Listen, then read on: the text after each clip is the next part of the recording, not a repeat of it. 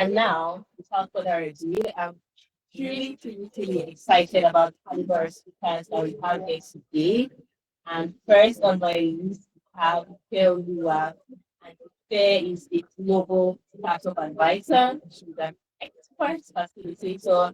She's the founder and chief strategy. I'll see your emojis really in account. And I'm reading out our bio because it's so much and we have um, on her sleeve, right? She's the chief strategist of SIP, a London-based startup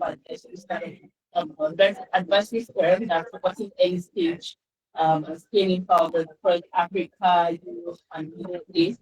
She has nearly a decade of experience and advised hundreds of startups across the country, helping founders sharpen product thinking, clarify positioning, and of course, design effective go-to-market strategy. There is so much, and if I keep on reading our bio, we're pretty much going to spend the next hour doing that.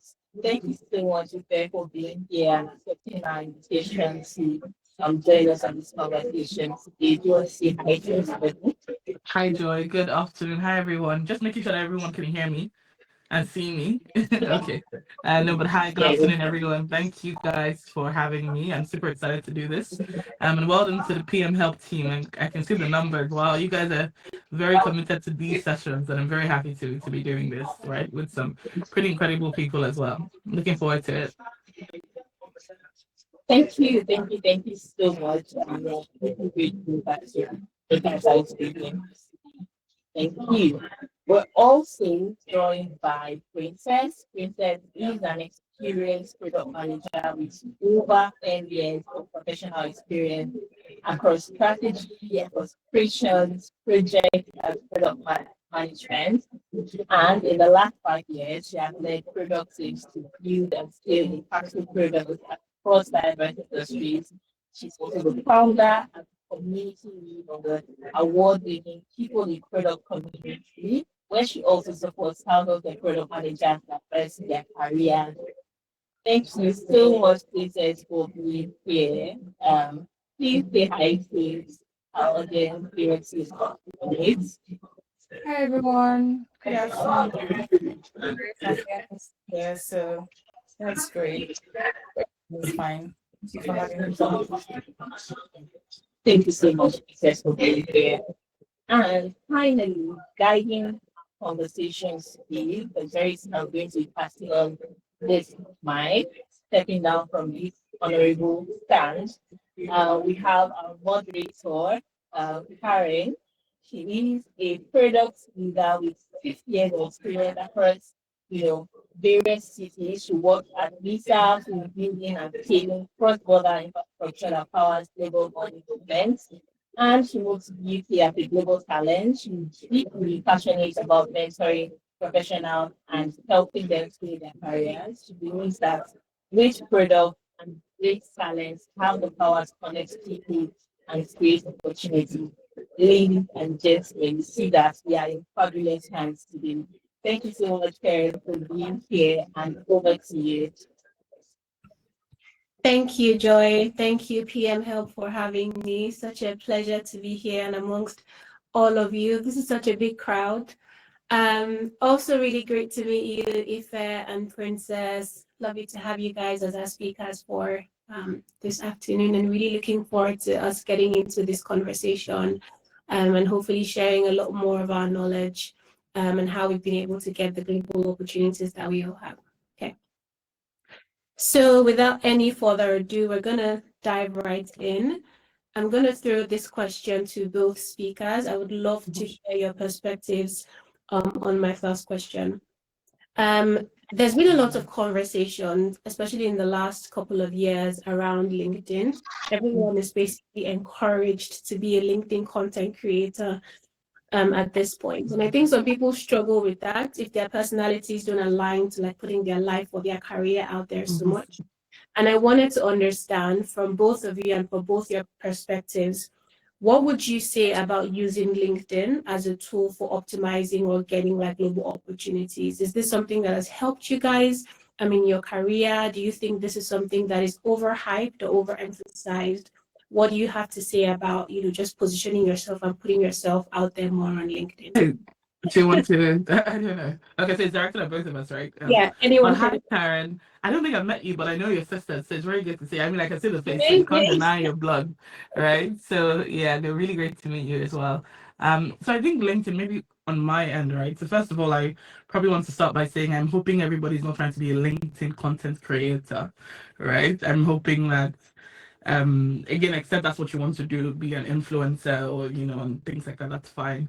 But I think the way I like to see LinkedIn is it's um it's a marketplace and you can choose to do whatever you want to do on there, right? But I personally used it. So for context, I've been on LinkedIn since 2014, right? This is like 12 years now, right? And I remember it was my older sister who at that time used to work for Microsoft, and I was interning at the Africa Finance Corporation. It's one of the largest finance institutions in Africa, and it was like an undergrad in my third year. And my sister said to me, like, hey, you're clearly building something in the corporate space. Like LinkedIn is where you want to be, right? And I was like, okay, sure, why not? And I just opened an account, and I think I updated that, oh, hey, I was doing an internship here, and people were like, oh my God, it was so exciting. And I just used it for a platform, as a platform where I would always just share more about, you know, job roles. It wasn't anything special, all right? But I think 2 years ago when I launched my company, it was then clear that I had to do a bit more than just update people on my new jobs and promotions and things like that, right? And that's why I started actively sharing more about my expertise, my knowledge, right? So for me, LinkedIn isn't necessarily to pull people as an audience for, I'm not trying to be a content creator, you know, just at least for me. It's a platform where I feel most comfortable about sharing about my work, my expertise. It has done, and I'm going to share the stories. It has done incredible things for me that I can't even imagine. Just being consistent and sharing in a way that makes me comfortable. And I think that is one message I like to give people. Please do it in a way that makes you comfortable. So my rule of thumb for social media as a whole is two things. I do it in a way that makes me comfortable, but also in a way that helps me get out of my comfort zone. So it might sound a bit contradictory, but comfortable in the sense that I never want to look back at what I put out on LinkedIn and ask myself, if I what was wrong with you? Like, what was this about? Like, when did you turn to just a ridiculous person, right? So if I go back to what I put out 12 years ago, I'm still proud of it, right? So that's what makes me comfortable. But also stepping out of your comfort zone in the sense that be open to try new things, right? Be open to exploring new things. There's short form content, long form, there's video, just being open, there's be open. And I think that that is a big message that I have, right, with based on my own LinkedIn experience. But I'll let, Princess share her thoughts as well. All right, thank you. So I think the short answer to your question, Karen, is yes, like you have to use LinkedIn. Now, how would you use the LinkedIn? So some people do use it as a content creation platform. Like I'm not even talking about sharing their thoughts. Like they create the same way we have like creators on the Instagram. They see it as like even a money-making platform, if you will. But when it comes to like maybe professionals or let's say product managers, you have to be very strategic as to what you want to use your LinkedIn for. So there are some things I call career assets. So like my CV, my LinkedIn, my portfolio, those things that I have and I can show someone or I can show people that will let them see like what I've done or what I've been up to. I call those like my career assets. And I think LinkedIn is one of my major career assets. So I'm not a content creator on LinkedIn, but I have devised my own personal strategy of how I will LinkedIn and the kind of opportunities that I want to get from LinkedIn and the type of things that I want to be doing on LinkedIn. So I think the first step is even to like why do I even want to be on LinkedIn? Like what am I using LinkedIn for? Because that would now determine the kind of things that you want to put out there, the way you would put your like how you put up your profile, how you optimize it, etc. Because someone that is coming there for something else is going to behave very differently from someone that is coming there for like something entirely different. In fact, people use LinkedIn for personal connections and trying to like, oh, I'm looking for a wife. I want to use LinkedIn to get someone who's professional like myself, or I'm looking for a doctor husband. And I know that if I check medical doctors in the US, it depends on anything you want. But the short answer is LinkedIn can solve a lot of your problems. Ifeoluwa mentioned that there are many things that, the opportunities that have come to her, same as me as well. And I think we might get into that later, but I think the short answer to the question is just yes, you have to use LinkedIn. If you're very serious about your professional life, even if you don't want to post anything, you need to have somewhere that you can point people to that is also maybe globally acclaimed as a professional place. So you would see people say, what's your LinkedIn? They say that because they expect that if you are a 9 to 5 person, or if you are serious about your life or serious about your career, you should have your LinkedIn. So just imagine asking someone like, oh, hi, what's your LinkedIn? Or maybe when you go for a conference or an event and like, oh, and they're like, oh, no, not that far. I don't like LinkedIn. Like, you wouldn't say that this person is unserious, but you wouldn't also say that, this is also a very serious person. Even the most introverted people, when you see like very top people, you were at Protocol, even the CPOs, the executive something, they would create a profile. They might not be using it for like every day, hello everybody, aspire to perspire, but they have a LinkedIn profile. So just for that cause alone, to look serious, the short answer is yes. Completely agree with you, Princess and Ife. And Princess, just back to what you said right now about when we were at ProductCon, everybody was literally holding like their LinkedIn QR codes, connecting with people. So I can imagine not having that and be like, are you serious? It's starting to Thank you guys so much for just sharing your experience and thoughts on that question. I think what you've both said basically is regardless of what you're chasing, LinkedIn would give you visibility, right? So if you're serious about your professional career or it's for more personal reasons, putting yourself out there is what LinkedIn allows you to do, right? Especially in the world that we are today where everything's really on the internet. So I really appreciate that. Thank you for sharing your thoughts. I'm gonna direct my next question to Princess. So let's go in a bit more on like specifically for product managers. We've established that LinkedIn is such an important tool and everyone needs to be building their profile and showing their experience and value on there. For people who have come from non-product management backgrounds that are looking to transfer, what are some skills you think they should be highlighting on their LinkedIn profile to kind of get the attention of recruiters or hiring managers for product management roles? Okay, so that's a very good question because I like that kind of question. And everybody here, you were not a PM before you became a PM. You were doing something. So I think product management boomed around 2020 in Nigeria. I can say a lot of Nigerian names, so I'm just going to assume there are people who live in Nigeria here. And product management boomed around 2020. So that means if you're on this call or you're trying to be a PM or you're already a PM, you are coming from somewhere. So I just want to lay that as like foundation. When recruiters or hiring managers or even other PMs are trying to make friends with you, there are certain things that they're looking out for. First of all, as a PM, are you a problem solver? I think that's like at the core of being a product manager. So when you now say, okay, yes, I'm a product manager, what are the things that would show to see that you're a product manager? So you see empathy, critical thinking, all those things. And it needs to show on your profile that you somewhat have those qualities. So if you say, oh, I'm a nurse, at the core of being a nurse is that you are providing care and you're solving a problem. You say, oh, I'm a teacher. At the core of teaching is providing service that is providing a solution to a problem. So anything you are doing, as an electrician, you are solving a problem. You're a lawyer, you are solving a problem. You're a politician, generally, you're solving a problem. So it doesn't matter where you're coming from. The core of being a product manager is being a problem solver. So if you can just like focus on ways that you can show that you are a problem solver, like I mentioned before, you care about the people that you are solving the problem for. So like I mentioned in nurse, they say, oh, nurses are wicked. Actually, maybe they're just stern, but deep down they care about the person and they know that if they take it easy, it might not really go well. So that's knowing your user. So because you know your user, you know that this person is going to start shouting once you bring the injection. You have to walk slowly. You have to dance. You have to do this. That's knowing your user and knowing how to approach them. So if a nurse can show that, oh, I know my users. I know how to approach my users because I've worked with them before, because I speak to them. I talk to them. I know how they behave.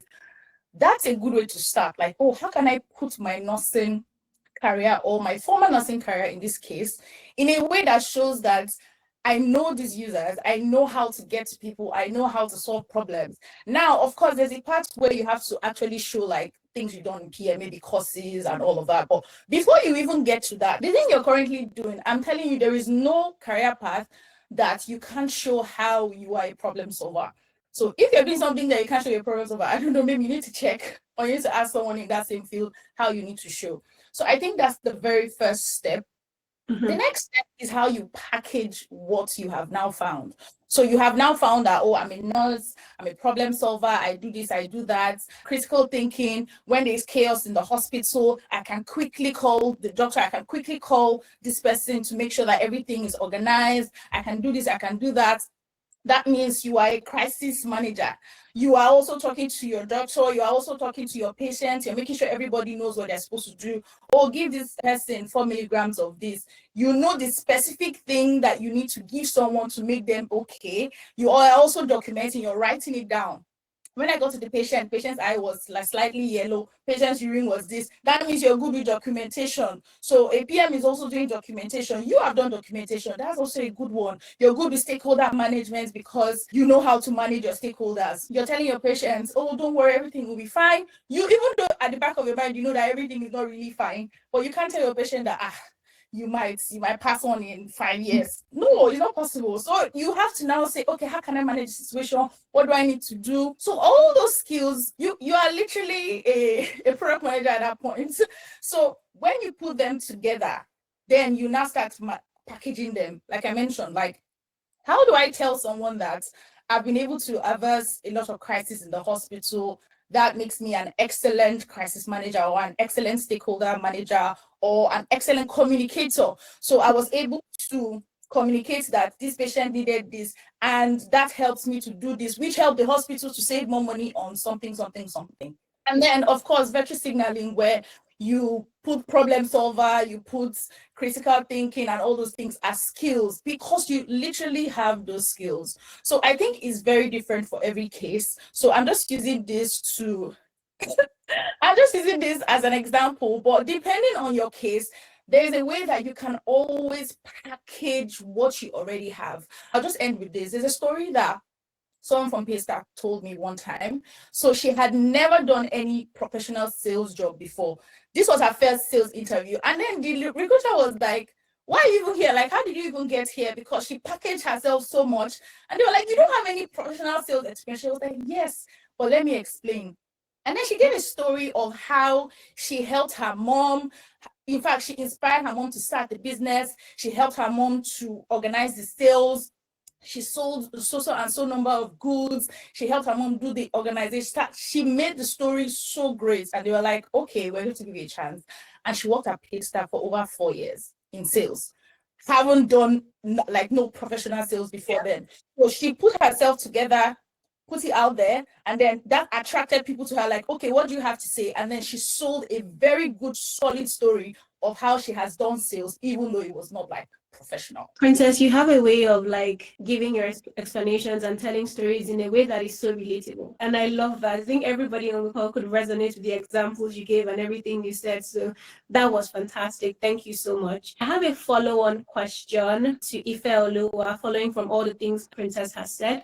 So Princess gave a lot of examples for people in like different industries. I want to drill down a bit more for product managers. So Oluwa, from your experience, right, you mentioned you've been using LinkedIn for the past 12 years. What are some of the ways that product managers can communicate their values, right? So, for example, software engineers, they can build apps. Designers, they can put out their designs and what they've done. You know, what are some ways you think product managers can put together pieces of articles or videos or basically communicate their work, their value, knowledge in a way that hiring managers or recruiters can resonate with? Thank you so much, Karen. I think with this question, again, because I work with a lot of founders, this is the first thing I say. Do you really understand the people you're trying to connect with? So who exactly is your target audience? So if we say product managers who are looking for jobs, for example, right? You can say your target audience is one, recruiters. Your target audience is also people who are in a decision-making position who can say, hey, I've seen this person on LinkedIn. send your profile to a recruiter to say, hey, would like to check this person out, right? So you first of all have to think about whatever I say, whatever I put out online on this platform in particular, who do I want to see this? Who do I want to see this and immediately get it, right? One thing I don't like to do is to explain myself a lot. So I want it to be that when I'm speaking, the people who it's not for them, they know. That's what Ifelua has said. This is not for me. But you see, the people who it's for them, they understand it immediately. So I think the first thing is asking yourself, who do I want to connect with whatever it is I'm putting out, whether written form, whether video, whether, anything at all, right? The next thing is then what matters to them, right? Not every part of your work matters to people, and that's the truth, right? There's so many parts of your work that I might not really care about, but there are parts of it that when I read it, when I hear about it, I'm like, this is so interesting, right? I'm like, I want to really hear more about this. So the next thing you want to understand is what parts of my work sound interested enough to the people that care about this. So it's a lot of working backwards. I used to work at Amazon. We have a principle, you have to walk backwards. So decide on what your outcome is and take multiple steps back to say, where do I need to start from, right? The next thing then is, okay, so this is what matters to them. It's then how do I communicate this in a way that they understand, right? So think about, say, for example, you've worked on a product, and a story that I like, right, that I've seen consistently on LinkedIn. I'm sure everyone here knows Chowdeck as a company, right? One thing I want everyone here to do is go on LinkedIn and look out for some of the people who work at Chowdeck. You need to see what they put out on LinkedIn. You'll be wondering that, are they putting them up to this or what's going on? Like the guys that work there, the way they articulate the work that they do, oh my goodness. Like I use it as a case study all the time when I'm talking to founders. Yes, they might be encouraging them. Yes, they might have a social media lead, but you have the intention behind it. Like now I'm so into graphic design because some graphic designer at Childdeck has taken me on this incredible journey of how they created a Valentine's campaign. And I'm like, oh my God, I need to see this website. I don't even care about stuff like that. But this one person has then made me so interested in the work they're doing that I have to go and check them out. I mean, I've done workshops for Zenith Bank, for, Wema Bank. I use Childdeck as a case study, the employees at Childdeck. There's a reason why. They articulate the work well. And I'm not saying this is what everyone does, but at least I counted like 5 of them. They just pop up. Again, also, would also repost them, the founder, right? So I'm like, what's going on in this company? Like, what are you guys really up to? But I say that because it's also very important to go back and see what are people doing. I like case studies a lot because there's really nothing you're trying to do that someone else hasn't done in some shape or form. So why are you trying to reinvent the script in you can improve it, you can close the gaps, but there's so much to learn from what people have done and done well, right? So for me, it's look at other product managers. There's so many people here. My friend Toby Otokite, who runs Product Dive, Toby is such a powerhouse when it comes to product management. Someone like that, everybody here should have Toby on their radar on LinkedIn. Just like trying to understand what does good look like, and this is something I tell founders. What does success look like for you, for your industry? For people who are product managers who are at the top of their game, people who work with some of the leading companies in the world today, how do they position themselves? Yesterday, I was at an event and someone ran out after me after I finished speaking. And first of all, I couldn't even tell that this woman was 50. She didn't look anything like 50, by the way. But she had just resigned from her big job in banking. She had worked in banking for 30 years. And now she was thinking, I know I'm still trying to figure out what to do next, but I know I need to use LinkedIn more. I was talking about LinkedIn as well. And she was saying to me, one thing she does a lot of is sit as a board advisor for fintech companies, right? And she's really trying to think about how does she articulate all of that stuff. And I'm like, do you have an idea of how many fintechs just exist? How many people just need the knowledge that you have? And how once you start talking about it in a way that makes you comfortable, there's so much that would happen just because they come on LinkedIn, they see you once or twice a week, and they're like, oh my God. Like, I can't tell you the number of LinkedIn posts I have saved on my page because I'm just like, I need to come back to this. I read it and I'm like, I have to come back to this because this person just has so much wisdom to give, right? So I think in summary, I'm just saying, whatever it is you're putting out there about your work, about the things that you're interested in, do it with intention. Don't do it for the sake of vibes. I don't even understand what that means. Like, don't do that, please. Right? There should be an intention behind it. What are you trying to achieve with this? If it's also a good time, that's fine. But let it be that you know that you're trying to have a good time as an outcome. But if you're trying to get towards something, there's a lot of thinking that goes into it. Anyone you respect who is doing something incredible, whatever it is they're putting out, There's a lot of thinking that goes into it. So don't do anything haphazard for the sake of it. Yeah, this should be good enough. Good enough is not okay. I'm sorry. Like I don't accept it, and when I see it, I talk about it. It's not okay. So be that person who chooses to show up with intention, who chooses to show up with a lot of critical thinking, and let people see that, right? Again, I think maybe to add this, the aim is not likes and comments, by the way. That's not the aim, except you're trying to be a content creator and an influencer. That's not the aim here. The aim is to show up as an intellectual, as an expert, as someone who has something to give, right? And show up consistently. And there's something I always say, the right people are always watching. You will be so afraid when people start to DM you and email you. Like the team emailed me about this. I'm trying to, I think it was Obiageli that messaged me. I was like, oh, well, like from where to where? How do you know me? I was like, oh my God, are you kidding me? I was like, yeah, but from where to where? Like, she's like, I've known you for a long time, right? And I've just followed all the work that you do. So people are watching, but my thing is the right people are always watching. And then when an opportunity comes and you who is prepared meets that opportunity, exceptional things happen, right? So that's my 2 cents. Amazing. Thank you so much, Ifeoluwa. I think I completely agree with every single thing you have said. When I was transitioning to product management as well, the first thing I did was go on LinkedIn and find product managers. So I was working backward, which is everything you said, understanding what my goal was, finding people who are like-minded, understanding what kind of things they were talking about, writing about, just keeping up with the industry and the people who I was trying to follow their careers, and then doing the same as well. And that has also gotten me a lot of opportunities. So thank you so much for sharing that. Okay, I'm going to move back to Princess now. There's a lot of debate that goes on about whether people should be generalist product managers, or they should be, they should have a niche and they just kind of drill down in one particular area. And sometimes in certain industries, like in fintech, for example, they would always want prior fintech experience. So for beginners or people who are trying to break into product management, would you advise that they focus on one industry and one niche, or should they be more generalist and open themselves up to more opportunities? All right, thank you. So these are my opinions and my opinions alone.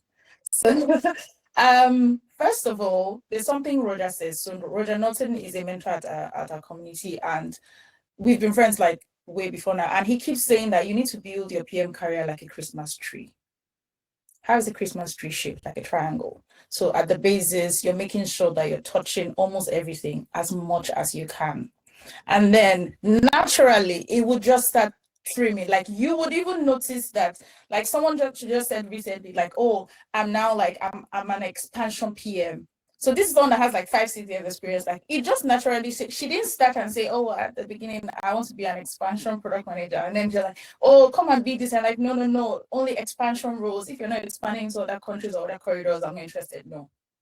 So you start at the basis, and then you are trying to pick as much as you can. Now that's also dependent on like opportunities available, because people are hungry, Karen. People need to eat. So they're like, I'm going to take anything that is, well, which one be Christmas tree? And I understand. But you need to understand that even if you're taking a job because you need money, you should also have like your core principles that are just behind you. Like, I'm just taking this. This is a temporary position for me. I know what I want to do. I need to get, and you should also have like maybe some industries that are very, very maybe dear to you. Like some people think about health tech products. I've worked on a lot of health tech products. I've worked with doctors, and Obiageli mentioned that I was using medical That example. makes sense. I worked with a lot of doctors when I was building health tech products, but you would never, in quotes, see me as a, let's say, health tech PM, for example, because as I was growing up in my career now, so 6 years now as a PM, I'm now a, in quote, fintech PM, and the world is evolving. I may not remain a fintech PM. So first of all, I don't think we should even be hung up on like health tech PM, fintech PM, edtech PM, even though I know that some people swear by it or say, okay, you must have this experience to do this. Now, let's talk about that, because I think that is even the problem. And it's mostly prevalent in fintech industries. So you would see, let's say, Money Points doesn't want to hire someone because they don't have fintech experience. Why don't they want to hire someone because they don't have fintech experience? It's because they need someone that has an understanding of that thing. So let's say you want to build a savings product. They want you to have an understanding. But now the other part of it is, if you can show that maybe you've used a savings product, you can use LinkedIn. We're talking about LinkedIn today, to show that you understand the inner workings of how a savings product works, and you pitch to a recruiter, they'll listen to you. Yeah. How did people who have 5 years experience switch to fintech? It's not magic. They switched because they were able to show that I know it's savings, so give me time, I would know everything about savings. But right now, this is what I understand about savings product. This. And then people that work in fintech, I work visa, so you understand what I mean. Like when you now come inside the fintech in quotes, because people are like, oh, fintech PMs, you people are always really sure that. When you come inside the fintech, you just realize that it's just mostly around regulation, around like specific requirements. These are the things that you must know. So I'm doing a product now that is highly regulated, and they don't even want to touch any PM that does not know anything about that thing, because they're like, you just have to have the understanding of what we're doing here. And I understand that. So if you want to maybe switch to another industry, but you are in another industry now, you're like, oh, how can I become this? If I take this job now, I want to be a fintech PM. If I take this health tech job, I cannot be a fintech PM again. No. You can take the job, especially if you know you need to eat.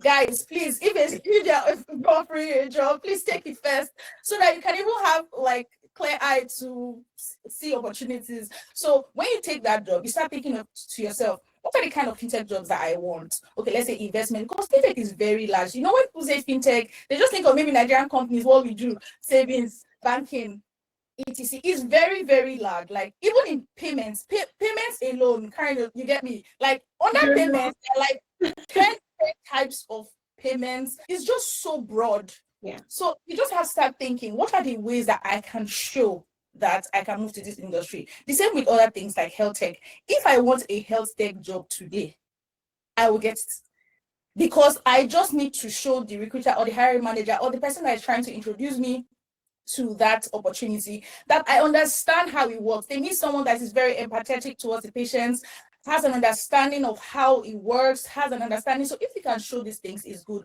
But yeah, like the summary of this is, when you come into product management, please don't tie yourself to one industry. Of course, there are some people who started with fintech that are still fintech till now, which is fine. But when you come in, try to do as much as you can, and don't say, oh, I'm a business product manager, or I'm a technical product manager, I don't want to touch this one. So I know you asked me a question about industry, but this also comes down to like functionalities as a PM. Don't say, oh, don't give me any marketing thing, please. Oh, I'm not a product marketer. Put your hands there. I'm going to bring up ProductCon again, where the lady was talking about P&L. As a product manager, you need to know how much is my product making? How much are we losing? What's the P&L like? Like, you need to understand commercial. Like, you need to understand what's going on there. And then on the technical side too, you know, they usually say, oh, PMs and engineers fight. Why? Because it just seems like we don't maybe understand them. You need to also understand that part. So aside from like the industry angle, you need to be sure that you are a well-rounded PM. And then when you now know almost everything to an extent, you can say, okay, now I want to focus and just be this one PM. Not that you are a technical PM and they're talking about pricing, you're not even in the call. Like, they didn't even add you because they feel like you will not contribute anything to the call. Or they're talking about technical stuff and they're like, this one only knows commercial. Let's not add her to the call. But you should be that PM. They're like, we know that she's not a product marketer, but she will have an idea. I was leading go-to-market calls in 2024. I'm not a marketer. But because I always have something to say, because I have knowledge in almost everything, like I try to learn. I learn a lot.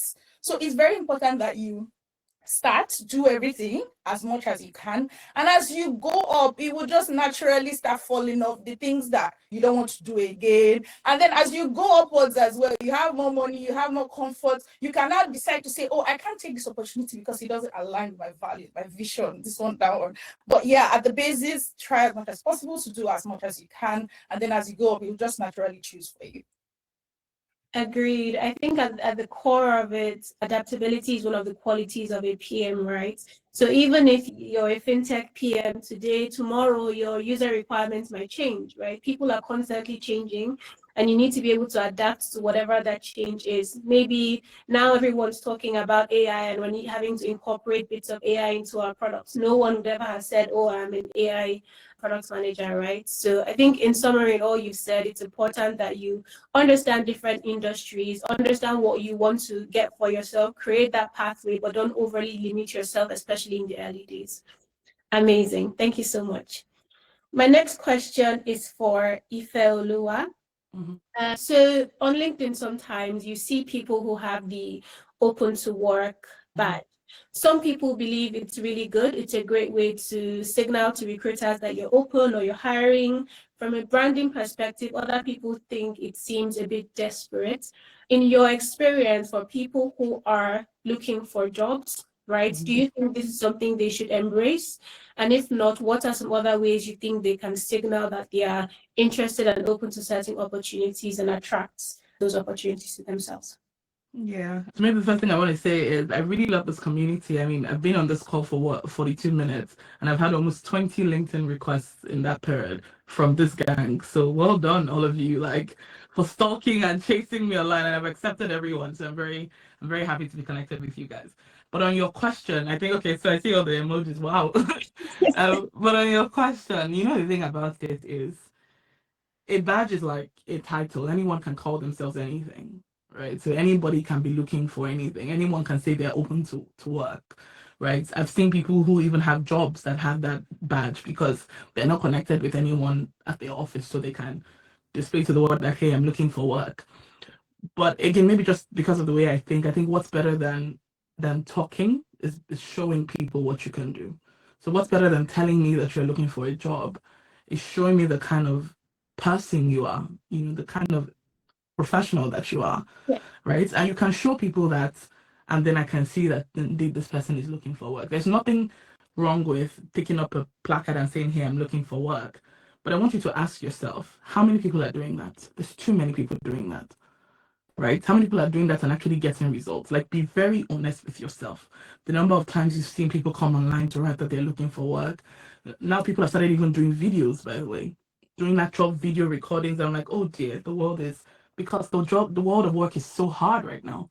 So people are like, anything I need to do at this point, I will do it, right? The creativity level is on another grade, you know, just because people are trying to get the attention of people that matter, right?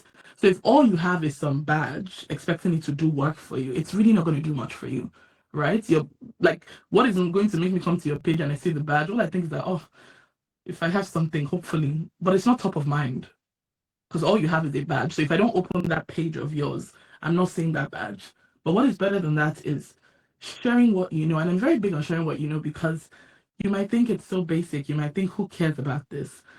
But there's so many people who want to learn what you know, who don't know what you know, right? I've worked for almost a decade.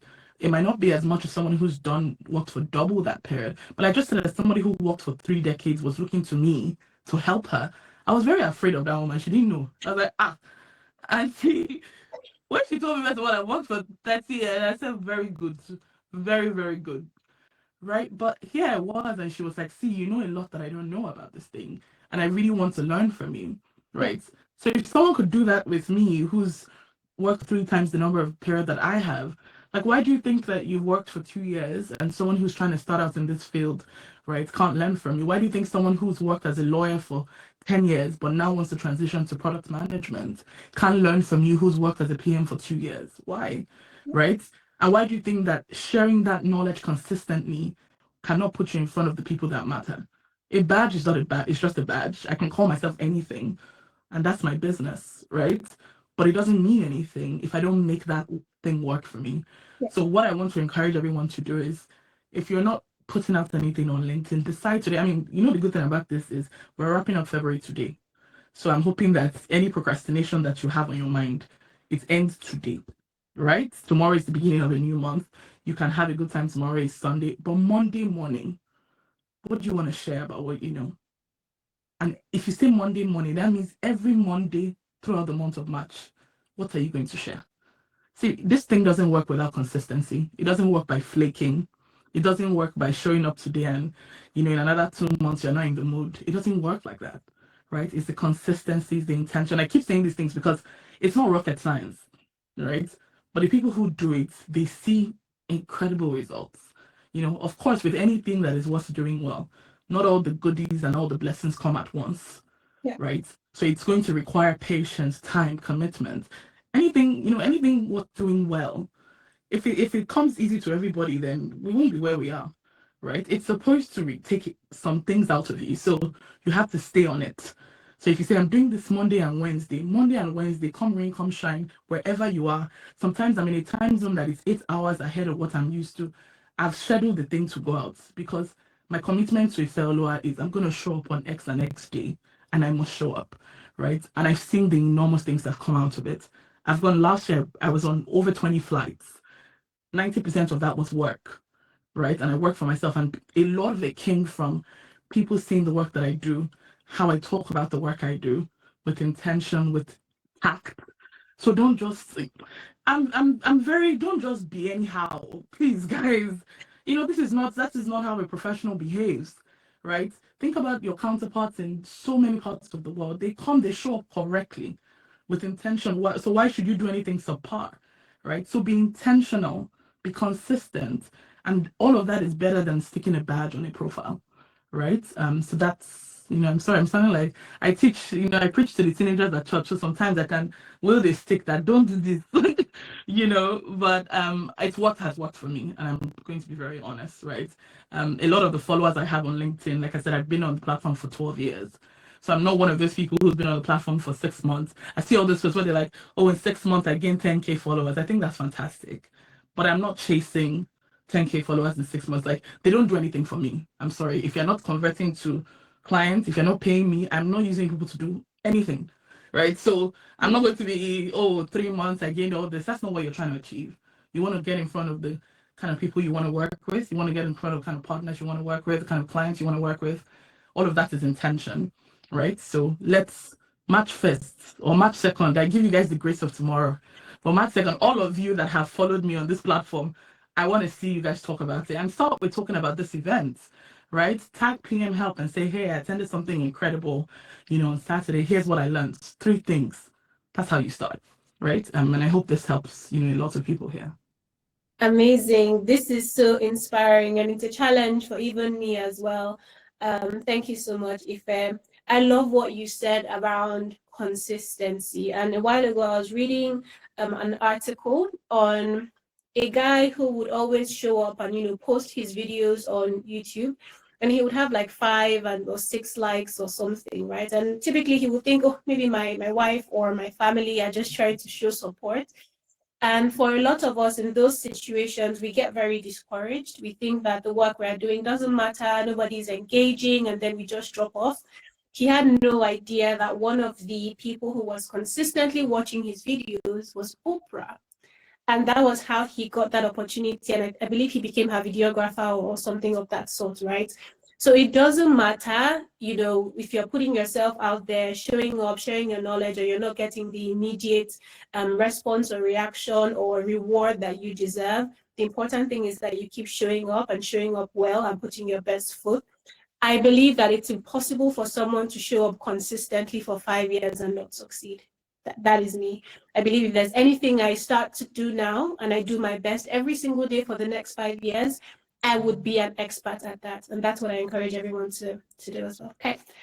Amazing. I'm going to put my next question to you, Princess. And this is for beginners. So we've talked about, Ife shared a lot about the badge or the no badge, it doesn't matter.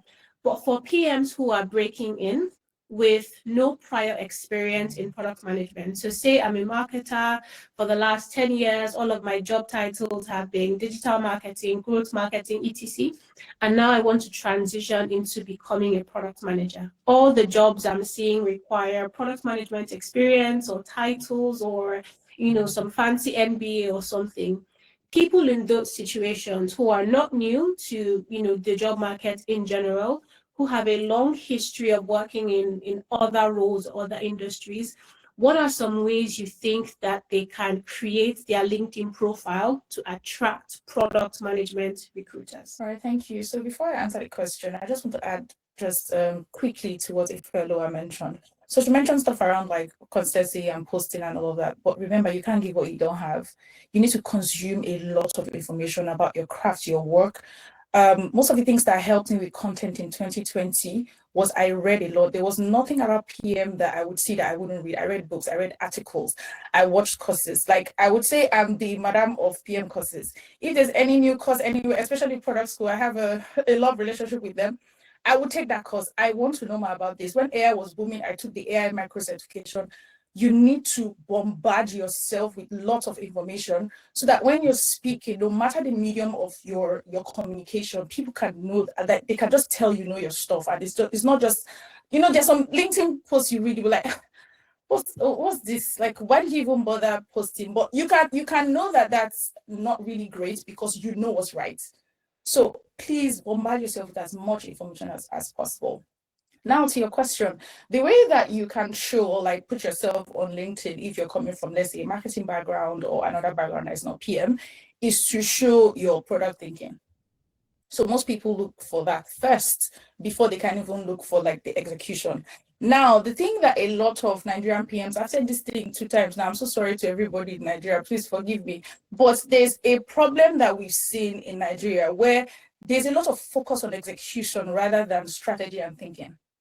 A way that you can show that is to do like case studies. I know that a lot of people do case studies to put in their portfolio, but how will people get to your portfolio if they don't even know you exist? And first of all, I was telling someone recently that you need to shout it out loud that you have transitioned. A lot of people transition and only them and their mom know that they transitioned. Their friends don't know, they don't join communities, they don't do anything PM related. I was talking to a product manager and I said, oh, how many PM friends do you have? And she was like, oh, I don't really have any PM friends. I don't know anybody. I was like, did you join a PM community? She was like, oh, she has not joined though. I was like, you're talking to me. I even have community. You've not even joined people. Like, what's going on here? And she had paid for like a session with me and we're just going through a lot of things. And I just saw a lot of loopholes. I was like, madam, if you had done all these things, we wouldn't be here. Like, you won't use this money you're using for me today because you would find all these resources amongst your peers, first of all, and then with people that you're connecting with upwards. So let's say people you've connected with that have more experience in that field. So that's something that people should do, like when you're thinking about it, because even if you post on LinkedIn, now remember, LinkedIn is very funny because it's your people to show. So who are even the people in your corner? Let's say all the people who were former bankers, you are now posting PM content. It is going to show to your assets bank and your GT bank people. They don't really care about PM content. Like user story, etc. What's their business with that? No. So you need to create a new network now that is going to consume that content and find it useful. So my very first set of PM friends were people that found my content useful. There was a time I did like a directory of PM books and I went to Twitter. I was like, guys, all your PM problems have been solved. I have put these books together for you. If you need the book, let me know. I'll send it to you. So I was like, hello, send you the book. Hi, please send me an email. I'll send you the book. So I made a lot of friends. Like some of them are my friends till today because of that thing I did. So now down to the content. You can do, sorry, I left the ringer on. No worries. I guess this gives us another 1 minute question. Chido, do you want to go? Yes, I'm back. Can you hear me now? Yes, loud and clear. Okay. Yes, I was saying thank you. This has been very insightful. I am interested in knowing what your advice would be to someone who is looking to transition into the PM world. What are the key transferable skills that you think are the most essential? And then also what books or courses would you recommend? Thank you. Yeah, no, I'd leave the books and courses to Princess, just because again, she has those. But in terms of, advice about transition, and it's like transitioning to anything else, right? I'm very big on, like I said, there's, and this is something I learned when I was doing my MBA at Oxford. At that time, so I was in a class with like 355 people. And one thing I then realized was that there was no career I was trying to transition into that someone in my class was not coming out of. Right? And that's why communities are exceptional, right? So there's nothing you're trying to do in like a PM help, or I know Princess has a community as well. There's so many, like I'm not even a product manager, but guys, I know at least 10 product manager communities by myself, right? Whether because I have friends who are part of that, whether because they just pop up in my environment, whether, the internet these days, everything is possible, right? So how knowledgeable are you about what is happening in the space you're trying to get into? Right? Who's there? Who do you need to be learning from? What are the events happening, whether virtual or in person? So yesterday I said I was at an event, and honestly, it was an incredible event because it was for people like me who run my own company but do multiple things with the company that I run. And I was in the middle of like 50 women, and I'm telling you, like maybe like 5 of us were black.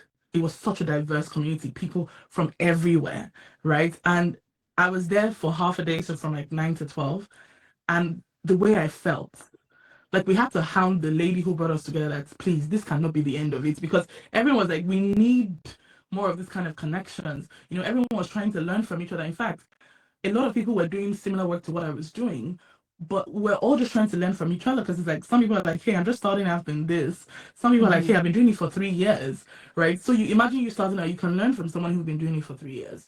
So my big thing is, please source for places online, in person. I know there's as much as there's a lot of value online, there's incredible value in person. Incredible. So don't sit at home on your computer, whether you're not, find communities in person, right? That you can go, events, and I'm not big on showing up everywhere. So also be very strategic, pick out the places. There's so many places I stopped going to because I was like, there's no value here for me at all, right? So also be able to put a pause on sending things that are not valuable, but find places in person, virtually, that help. Ask questions, guys. There's nothing wrong with asking. Ask as many times. There would always be somebody who is willing and able to respond to you, right? And that just helps you bypass a lot of all the other, hiccups that might be happening. But I know the princess has put a couple of things in the chat as well on books and courses that might be helpful, right? But I wish you all the very best too. Thank you. Thank you so much. For courses, just check my LinkedIn. The courses, LinkedIn Learning, Udemy, Product School, just take as much free ones as possible. But if they are now paid, if according to your budget, Karen, apologies, I just need 1 minute to finish up what I was saying about how you can show. So that's also a lost art. A lot of PMs don't do it anymore. I don't see it anymore. So take a problem, solve it, and show us how you solved it. First of all, show us how you identify that problem. Even if it's a fictional problem, just tell us that, okay, this is how it is, and I want to help people in this space. I identify this problem by doing this and this and this. So we want to see your thought process, how you identify the problem, how you came up with the possible solutions, how you prioritize to pick the most important one to solve now, what you did to start solving it. So what did you document? What did you put together? Can you show us like a summary, like a highlight of the flow? Okay, who is going to design it? AI can do a lot of things now. So you can't say, oh, I don't have a designer friend to help me build something. In fact, there are a lot of no-code or low-code products that can even build the product for you. So you can even say, I found this problem on the street, and this is what I built. This is the process I used to build it. So even if you're an accountant, or you were a nurse before, or you were a plumber before, as far as you can show that you found a problem and you use technology, software to solve that problem, that's already like one step in. So if you're applying for things like internships or any type of associate programs, you will be very, very attractive to the hiring managers, because they're already seeing that you solved the problem. And that's something that we should go back to. It was very, very popular about 3 years, 5 years ago, but a lot of PMs don't do it anymore. And I don't know why. Maybe there's something going on, but please, let's go back. If you're transitioning, try to put out as much tear downs as possible, as much case studies as possible. Before, people used to say, oh, Paystack, you had this problem and I solved it for you. Childek, you had this problem. But for designers, yes, but for PMs, people don't do it anymore. So that's also a very big opportunity, since it's no longer popular. You can say, oh, Access Bank, I was trying to log in, and this is the problem I faced. So you identify the problem, you solve it. Then you walk us through your process, well documented. And maybe you even have it documented somewhere. So you're like, oh, if you want to read more or do that, click on this page to go and check it out. Now, if you do that maybe every week, like say, in a month I'll be doing 4 product teardowns, or in a month I'll be doing 2. People are already looking out for your content, to look at your thought process, to improve what they already know. And see, everybody say, oh, senior PM, product lead, this one, that one. Everyone is learning from everyone. I can tell you for free that you can learn something from an intern, you can learn something from an associate PM. So please post your work, post the things you're doing, post what you're watching, post the courses you're doing. You can do a course and come and tell us about this. Nobody will beat you.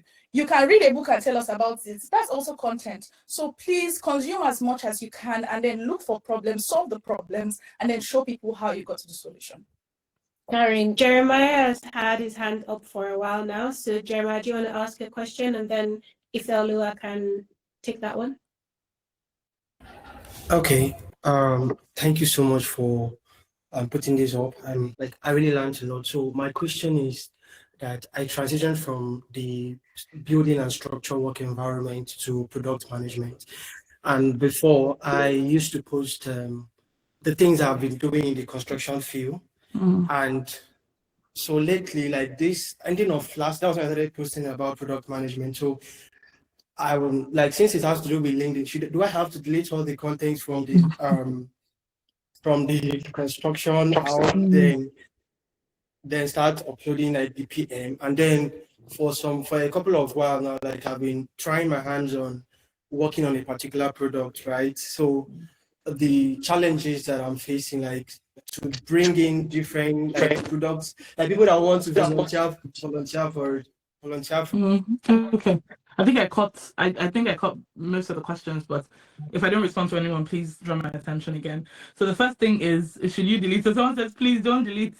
We need consistency and character of life. So guys, maybe the first thing I should say, and I realize that a lot of people don't know this. My background is law. I'm actually a corporate lawyer, right? And I did that for about 5 years of my career, right? So I have no business on paper doing what I'm doing now. Right. Okay, so I see some hands, right? So you're allowed to change your mind, right? It's very okay. That's the whole point of the world being as dynamic as it is. You're allowed to decide to go different routes. And I did that, right? At the time when I was applying for an MBA, there were no lawyers doing that, and I went to Oxford. So and because of me, I can't tell you how many more lawyers then went to some of the world's best schools doing an MBA because they're like, wait, if I did it and we saw her working in a tier one law firm, that means I can be as crazy as her as well, right? So there are people in construction, Jeremiah, that want to be as crazy as you and pivot to product management, and they need to see that you're doing it and you're doing it successfully, right? So please, I won't recommend deleting anything. What I will recommend is something that's, what I will recommend is that we have that you spend time thinking about is the right audience on this platform, right? Because if it's only the construction folks, it won't be of any value to them. They'll just, all you keep saying in the comment section is, oh, great job, Jeremiah, good job, we're so proud of you. That doesn't mean anything. You see that sharing is good, but it doesn't translate to much, right? So you want to make sure that you're doing it and the right people are seeing it, right? So have you built a strong, or are you building a strong community on LinkedIn, right? That helps, to actually, to make sure that whatever it is you're putting on there, right? The right people can see it, right? So it's okay to have all those previous posts there. One thing I also always see on LinkedIn, I personally don't have much of an opinion on it, but I see that it works for people. People do like reintroductions of themselves, right? I think my thing is find a way to reintroduce yourself in a way that makes you comfortable, right? So I see people say, hey guys, today I want to introduce myself as, the version of myself that I am today, right? So people enjoy that. People want to see that, oh, I worked in construction for 3 years, but now, but for me, I think what I think helps is when you tie it into something. So tell us why product management decided to be a thing for you. Why didn't you go and be a project manager? Why didn't you go and be a data scientist? You chose PM for a reason. So that reintroduction should help us understand why you picked it. That's always a good way to, bubble this up in people's minds that you started something new, right? And I know the second bit was about volunteers. I didn't quite catch that. It sounds like you're working on a project and you need volunteers. And if that's the case, then just ask for help, right? A platform like PM Help is a good place to say, hey guys, I'm working on a project, 1 or 2 paragraphs about what the project is about. Does it sound interesting enough to anyone? And here's a way to reach me. There should be a call to action at the end of it. So don't just tell me that you're working on something interesting. Then what? So tell people, oh, email me here, follow me here, join this group, and let's get started, right? But I think the communities you're a part of are always a good place to start to look for help. All right. Thank you so much. I really appreciate it. You're welcome. You're welcome. You're muted, Karen. Great, sorry. So we'll take Ijama's question. I have one more questions each for the speakers, and then we can open up the floor to more questions. So Princess, do you want to take Ijama's question? Yeah. Ijama, please unmute your mic.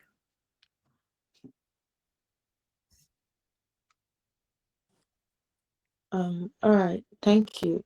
Good afternoon, everyone. So my name is Ijoma Juliet Ezanika, and I'm currently doing my master's, but then I had like a BS in mass communication. I'm currently doing my master's in something that has to do with like media and data analytics and international business. Yeah. So on my LinkedIn, just like Jeremiah, I've always been talking about like writing because it's been something that I'm passionate about and I still am. But I'm currently trying to transition into a more professional career, and I'm looking at something that could be a mix and blend of my BSc degree and the master's degree that I'm currently pursuing. So I finally found a way to like mix and blend both worlds, and I did like a introduction and all of that, and I'm currently like putting out content, not necessarily for like to build a following or build an audience, but like Princess said, and Ifeoluwa said, it's more like a track record for me for future recruiters.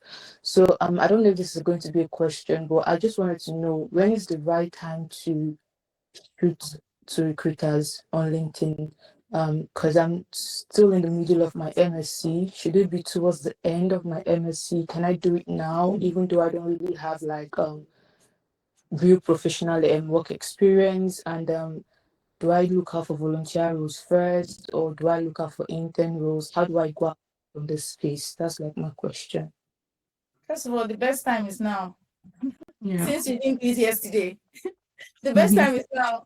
Like, if you wait till the end of your program, I think you'll be under a lot of pressure Yeah. because most times when you finish your education, you're now thinking, oh, what's next? So there's this pressure that now you'll not make you say, oh, let me just take any work first. But at this point, you're just taking it like you're taking it easy. So I think the best time is now. Start pitching to people. And remember, if you don't have any PM background already to say, oh, I'm a PM here, you can just tell them about the problems you've solved in the past and then show your product thinking. So maybe let's say a case study that you've posted in public before, you can share with them and say, oh, this is how I solved this problem. This is how, if you do interviews at some companies, there's a stage called problem solving stage. They want to know how you solve problems. It's a very big deal for PMs. So if you can already show them that you're a problem solver, you've solved like half of your problems. So I think that's like the major thing, like the best time is now. So another thing you mentioned was, oh, would you start taking internship opportunities associate? I would say any opportunity right now to get you in the door is a great opportunity. So don't look at titles because not because you don't have a choice and you have to take junior roles, but most times it's just like getting your foot in the door first, like just enter first, and then you can now adjust how you would go through the industry or whatever. But if you see an opportunity that is an internship, a volunteer opportunity, just take it. And I know some people would say, oh, don't take anything that is not paid. This is a personal opinion. I think you can take a job that you are not being paid for if you have other means of like taking care of yourself. You have like maybe food to eat, you have clothes to wear, you have shelter, and you're fine. People take a lot of unpaid volunteer roles for weird reasons. So your reason will even be very, very legit that you're trying to break into a field. So if I'm trying to be a pilot to tomorrow now, I don't have any background or anything, and they say, oh, come and work, in fact you pay us, I will pay because I just need to get in. 5 years down the line, I'll give a story of how I even had to pay to work somewhere. So that would be like the beginning of your success story. So I don't think we should look at like maybe titles at this point. Like, that's very unnecessary for you right now. All you need to do is to get in there. And since you're doing your master's, so it already shows that, oh, you care about your education and all of that. So that's a good one. But please start speaking to recruiters right now, hiring managers. I don't know the country you're in, but try to find as much events as possible, connect with as many people as possible. Tell them to introduce you to hiring managers in their companies. If you want, let's say, a global APM program, for example, Google, Meta, etc., Start thinking of people that have done those programs, what they did to get into those programs, and start doing those things, because most of them started preparing 6 months, 1 year before. If you talk to people in big tech, if you hear what they did to get into big tech, you'll be very surprised, and you're like, oh, I'm really joking. That's why I'm not in big tech. I now know the reason why I'm not in big tech, because they do a lot of things that are out of place. I know that Shubobi came here to talk one time, but she was talking to me about how she did a ridiculous amount of prep sessions to get into big tech. And most of you don't even do prep sessions at all, but she did a ridiculous number. So let's say someone did like 50 or 100 different ones, and then she had that even in the group chats of people trying to get into big tech, people were doing like ridiculous, like 200 preps. So people are doing things, going out of their ways to get these opportunities. So you need to even get to those people that have done those things before. Ask them how they did this. Like, oh, how did you get your first internship role? How did you get your first volunteer role at this company? Or, oh, I really like this company. You work there. What did you do to get in here? And you hear weird stories, because it's not everyone that applied. Like, oh, they went to the company website, www.google.com, and applied. A lot of people got the role through different things, maybe hackathons, friends of friends, something, somehow. So please keep trying to expand your network, talk to people, engage. If it's not aligned with your personality, it might be difficult, but just try as much as possible. So your goal is, I want to land my first PM role. That should just be your goal. And I'm doing all these things to land my first PM role. So if you're trying to get discouraged, maybe write it somewhere, maybe on your vision board, put the picture of you with your laptop in your new Google company, put the Google logo there and say, I'm a Google Associate Product Manager. So that when you want to give up, you can look at your vision and say, I need to get into this role at this company at this time. And you get encouraged to come back. So it's not just associate, like any other thing you want to do, like throughout your PM journey, you put the vision, so that when you start becoming discouraged, because you might be discouraged no matter the level that you get to, you remember why you started, you remember your vision, and then you get some form of strength. And also another reason why there's a community is so that you can come and share your problems, because there might be someone there that has a solution to that problem. Amazing. I have two things to add to what you've said, Princess. I love that, everyone has basically emphasized understanding what your vision is and working back there. I had a friend actually who had a goal of wanting to get into big tech, and they used 2 years to plan it. Literally, they said, in the first 6 months, these are all the things I'm going to do. The next 6 months, this is how many mock interviews I'm going to do. It's a 2-year strategic plan, and now they're working in that company. So when you see certain people in certain positions, don't think it was just handed down to them or it was just given to them. People are investing significant amounts of time and effort into that. And the second thing is around like different personality types and networking. I feel like when people hear networking or like expanding your network, it can be a very intimidating word to hear. You're like, I'm not the type of person that is social. I don't know how to do things. And one way that I've seen work for me and a lot of other people is on LinkedIn, right? Who send messages and they say, oh, hi, Karen, thank you for connecting, or it's great to connect with you. I'd love to be in your network. And that's it. I don't see what that does. There's no value. There's no value in zero. One thing that works is following and connecting people, yes, but following up on that. So the people who, you want to emulate their careers or you want to learn from, comment on things that they put out. Share your thoughts, and don't just say, thank you for sharing this. Great article, great video. No, actually think about intelligent things that you can say about that. Share how that experience is similar to yours or different to yours. Share what you've taken away from that. If you do that consistently, people know who are the people that are resonating or engaging with their posts, and that is how you build relationships organically, right? If you were ever to reach out in the DM, they are like, oh, yeah, thank you for constantly engaging. I love your takes or the way you disagree or agree with a lot of things I say. That is how you build those relationships. So if you were thinking before that just simply connecting with people is enough, or you're doing your best to network, you might want to think again. Maybe Karen, I had an example that I wanted to share at the beginning, just to buttress the bit around, because sometimes even when you think about the concept of writing or sharing what you know on LinkedIn, for anyone who's not already doing it, it's a deeply overwhelming thing. Like, I would tell you that you would wonder why you're even doing this in the first place. right? One of the easier ways to start to ease yourself into it is actually sharing your thoughts in people's comments, right? It's just, and when I say your thoughts, not great insights, I agree. Please don't ever. I keep saying, because I've marked all of you that are connected with me, if I see anything funny, I would just do exclamation mark red, that what is going on here, right? Guys, please don't say things like that. Good insights, I like this, I agree, or repeating what the person had already said in the post. Like, that is zero effort. That is just lazy, right? And so I remember that in 2024, yeah, now in 2026, around September, October, I don't even recall whose post it was, but they had shared something very likely about the startup ecosystem, my what makes me come alive, right? And I had shared some of my thoughts, maybe like 2 paragraphs of what I thought, about this. And it was also around the time I was starting to say I want to do work, and I didn't started praying about it. I wanted to do work in the Middle East. But how that was going to happen, I had no clue. I have one friend who works for Emirates in Dubai. I have another one who works for Aramco, but they're corporate girlies. Like, they're not the girls who are going to open up the door to the startup ecosystem for me in the Middle East, right? So there was no pathway to doing that. But here I was just doing my work, sharing about the work I do, also being in the comments of some strategic people and really adding to the thoughts that they were sharing genuinely, not because I thought anything was going to come out of it. And sometime in October, someone added me on LinkedIn.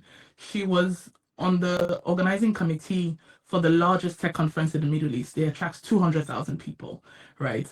After she connected with me, the next day I saw her boss looking at my profile. I was like, who are these people, right? But in fact, when she connected with me, I was the one who even messaged her to say, Auntie, who are you? Like, I was like, oh, because I want to pick her time. I'm like, this babe looks like I might, there might be some interesting thing for me here. So I reached out to her, right? And she was like, oh my goodness, like, you bit me to it. I was just about to text you. Here's what we're doing. The conference is called Leap. This is the number of people we have. I was looking for women who are intentional about supporting founders, and I want you to come to Saudi Arabia. I was very confused. I thought they were even messing with me, right? They booked a session. She and her boss came to the call. Long story cut short, they flew me business class to Saudi last year. Like, the experience was one of a kind. And if you know anything about the guys in the Middle East, they don't kid around. Like, the experience was 10 over 10 over 10 till today. Like, I'm going back in April because, I mean, come on, like, you guys, But I had to ask her, like, where did this come from? And you know what she said to me? She said, I saw a comment you put on someone's post. I was like, say what now? Like, so even it wasn't even all the wisdom and thoughts I've been sharing on my own page. It was that the algorithm drove you to something I had shared on someone else's page, and here we were, right? So I'd say I'm very big on low lift ways to get started. Don't overwhelm yourself, don't overcomplicate it. Don't overthink it. Guys, the deadline is Monday, 2nd of March. I'm saying it's, please get started. Because if you don't get started, you would still, like, and March is the end of Q1. So you would say that first quarter of the year, I didn't do anything about this thing, right? It's not good enough. If you really want to be intentional, then it's time to put action to a lot of these thoughts that you have, right? So that's my recommendation again. Yeah. This has been such an amazing conversation. Thank you so much, Princess and Ifeoluwa. I think I'm going to open up the floors now for the next 9 minutes to take any questions. So Chinwe, you've had your hand up. Do you want to ask your question? And then maybe we can direct that one to Princess. Okay, good evening, everyone. Thank you so much, Princess and Ifeoluwa, and also Karen for being a great moderator. I have enjoyed every bit of this session, but I don't know if what I want to ask is the question, but I just want to express how I feel about my current predicaments and maybe hear your thoughts on it. I transitioned from digital fashion into product management last year. In July of last year, I took the product dive course, the Pivot Product Management Program course, and 1 month after, I got 3 product management jobs. Currently, I work 3 product management jobs, and I'm actually struggling. I don't know how to balance 3 of them. They're interesting. I love product management. I love it so much. I'm learning so much in the 3. 1 is a physical product, actually. 2 are digital products. I'm working with amazing developers, the CEOs, and everything. So I'm really enjoying the process, but it's tough because I have to lead so many sessions here and there, and my attention is needed here and there. But what I want to do is I want to I just want to focus on one. Obviously, the reason I'm working 3 jobs, apart from the fact that, I want to get the experience, I think it's also about the pay.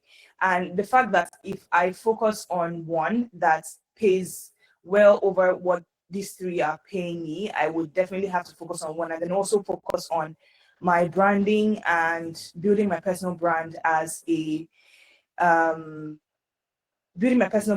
product manager, because from everything that we have all discussed here, it's very important that I do that. But because I'm trying to juggle 3 jobs, there's no time to focus on that aspect of me. And sometimes as product managers, we focus on building products for other people and we just forget about ourselves. And that's exactly what's happening to me.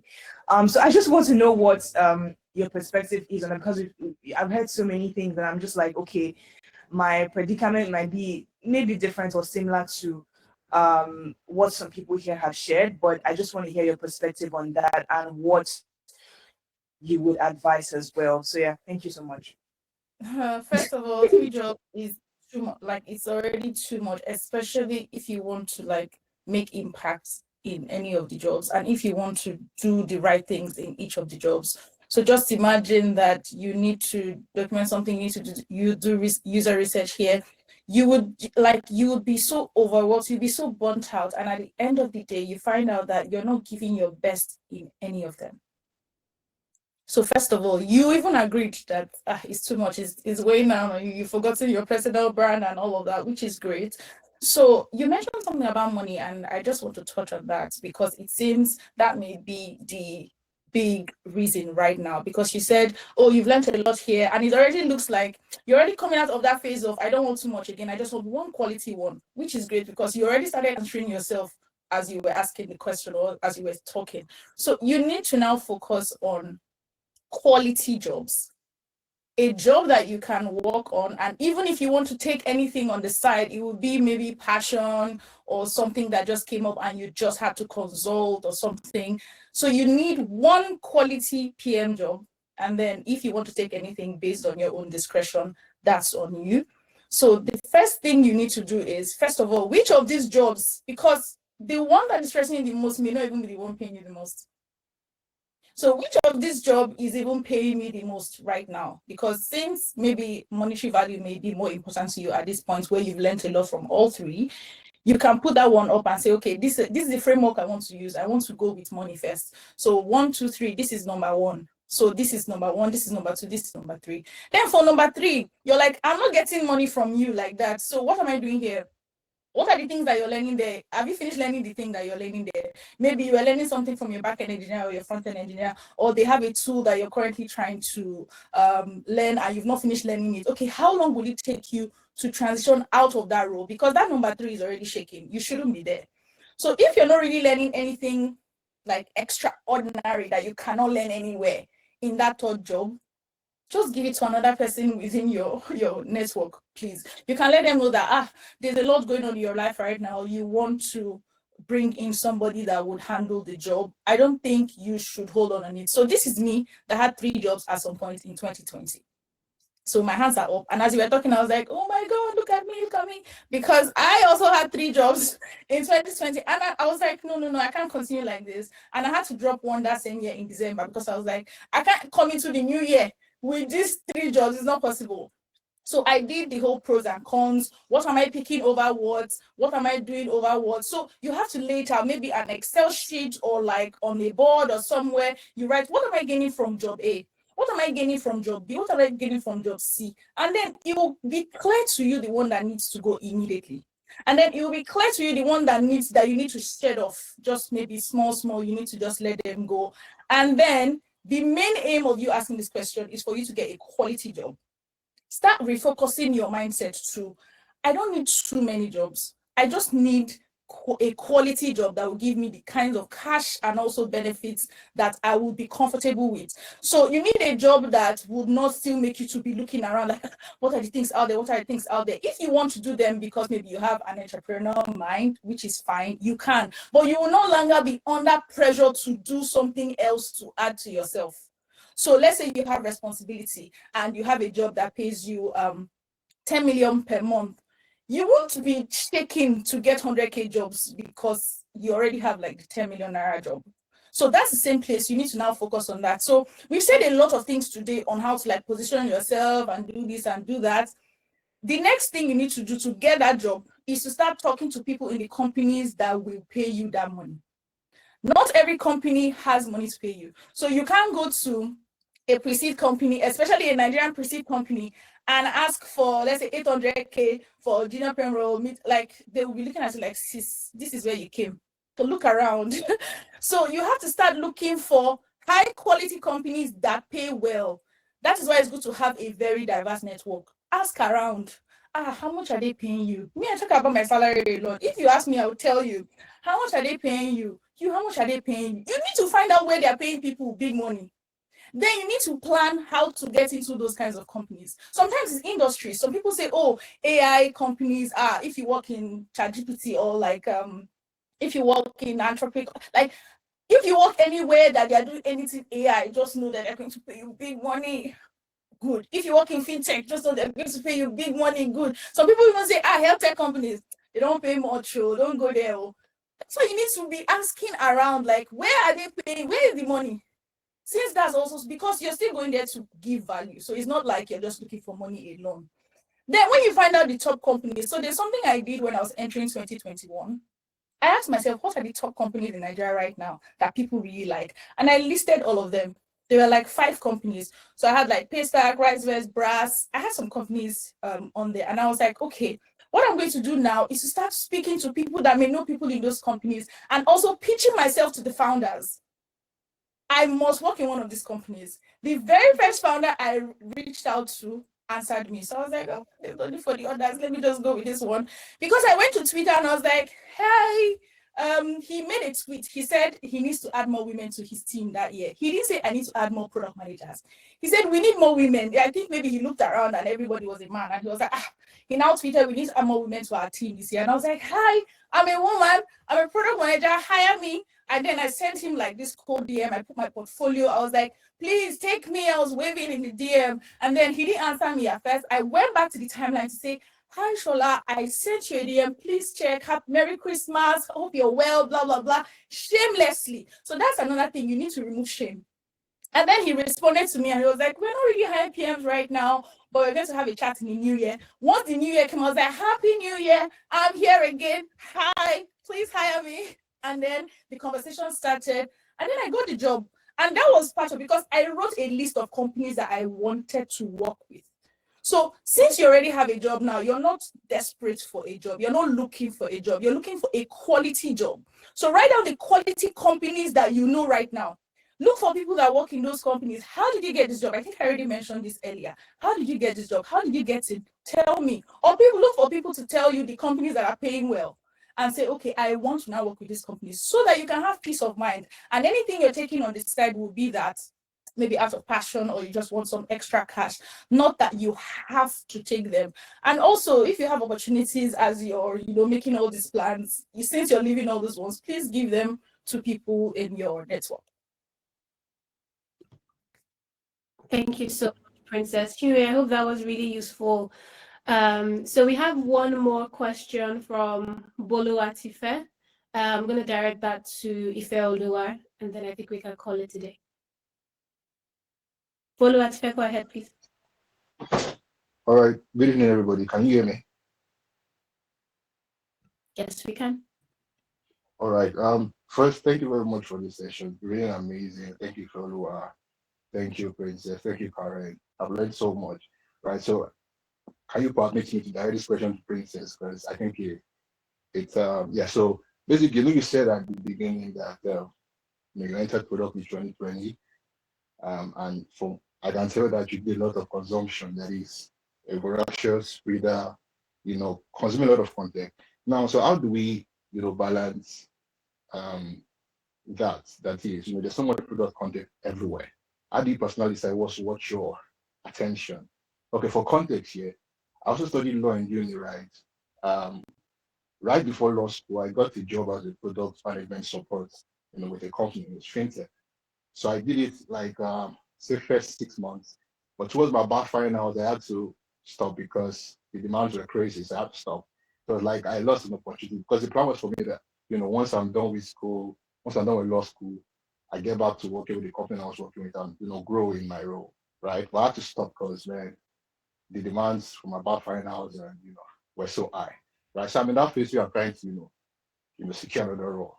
But then, I'm trying to, relearn a lot of things, but there's so much product content all over. So sometimes it just gets overwhelming. I think there's something called information overload, right? So how do you draw that balance to, know where you're really going? And because everybody's saying, oh, this, there's no blueprint because nobody was born a product manager. Nobody studied product management in uni, right? So there's so much advice, so much, blueprints and all of that. It gets so overwhelming sometimes. So how do you, draw that balance and don't overload yourself with information while you're still, trying to learn as much as you can learn? So yeah, that's my question. No problem. Thank you. First of all, you need to have your North Star. So, when you join a company and the company says, oh, these are North Star metric, or as a product manager, you need to create a North Star metric for your product or for your company or like for a future or something. You need to do that for yourself. What kind of career do you want? What kind of things do you want? Because if you're just like, you won't consume anything, you want to just do anything, everything will just be coming at you at the same time. So even if they're coming at you, you need to now filter. Where is this course or this book or this whatever, where is it coming from? Like, who is the author of this thing? Are they credible? That's why you need to have people around you that you can ask. So before some people take some courses, they'll be like, oh, Princess, do you know these guys? Like, does it even ring any bell? Do you know them from anywhere? So the same way you will make decisions in life, because let me just use like human relationship. You're a man, so like there are so many women everywhere. So let's say you want to marry a woman and you are trying to look for, there are like 2 billion women. So that's even more than the product management courses in the world. There are like 2 billion women across the world everywhere. And because we are in the digital age, you can see someone in Singapore today while you're on your computer. But why would you maybe say hi to someone and not say hi to the other person? Because you already know what you want, like at the back of your mind. So some people say, oh, I don't know what I want. You haven't just sat down to actually maybe document it or to maybe talk about it and to put it clearly. So when you ask someone that, oh, what do you want in a man or what do you want in a woman? They're like, not anybody, just be kind. And then they bring a kind person. You're like, no, not this one. But you said kind. You now bring another person. Oh, not this one. And then sometimes it might now maybe end up with a wicked person that is not even kind. And they're like, what did you even really want? So some people actually know what they want in their hearts, but because they've not put it together, it is not clear enough. So you need to be very clear about your journey. You finish law school, you want to now be very serious, you want to get a PM job, you want to learn, or let's say you are very, you want to learn a lot about product management. What part of product management? Is it everything you want to learn? Is it a particular thing that just interests you? So let's say everyone's talking about AI now, and you want to learn about AI. So if you see a book on strategy and you want to read a strategy book, you can go ahead. But before you go ahead, you start asking yourself, is this a low effort reading? How many hours am I going to put into this? What's the outcome? There's something that one of my, I wouldn't say mentors, but one of my big sisters in tech, she said, I wanted to do a course at Oxford one time.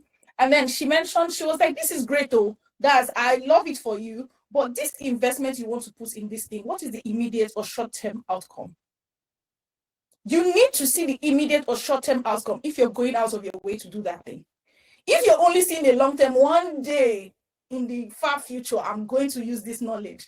Before it even gets to that time, you don't even know what you learned again. So some people have done like 50 courses, any PM course, they are rushing. Before you even finish posting it, they rush to click the link, they've done the course. You do this one, they are in every event, in fact, there are some people that are now professional community, they are in 12 PM communities, just collecting information. You just get confused. So you need to have your own personal vision, your personal North Star. What do I want for myself? And then I always mention community because it's very important. You need to have like-minded people around you because they would also guide you. Oh, I read this book, I think you should read it. I read this article, I think you should read it. So sometimes you're not even going to look for these learning or learning materials or resources. They come to you. Or someone posts something like, now Karen wrote an article on AI. I read the article because Karen posted it. I didn't wake up that day thinking, oh, today I'm going to read an article on AI. Now, where do I go to find that article? Because I follow Karen, I saw that she posted something and I trust her abilities. I trust that she's brilliant and she will write something that I would gain from. So I'm going to read what Karen has written. So your network also matters. The people that you're connecting with, the kind of content that they put out. At some point, you will now know who is credible and who is not, the kind of material that are credible and the ones that are not. And then anyone that you're not sure of, that's why you have a community. Hello, everybody who has done this course before. Is it good? Is it nice? Should I spend my money or should I even take it? So you have to weigh all these things before making decisions. Like there's no hard and fast rule to say, okay, this is the way you should filter courses. Because what may be good to me will not be good to you, or what may be good for you will not be good for me, because I have a different vision, I have a different North Star. The kind of things that I want to learn are different from the kinds of things that you want to learn. And it also depends on the level you are in your career. You know, like a product lead or a CPO, the kinds of things that a CPO would want to learn today is very different from what an intern would want to learn. So at that her level, or at that, yeah, CPO woman just comes to mind. But at that her level, what she wants to learn is very, very different.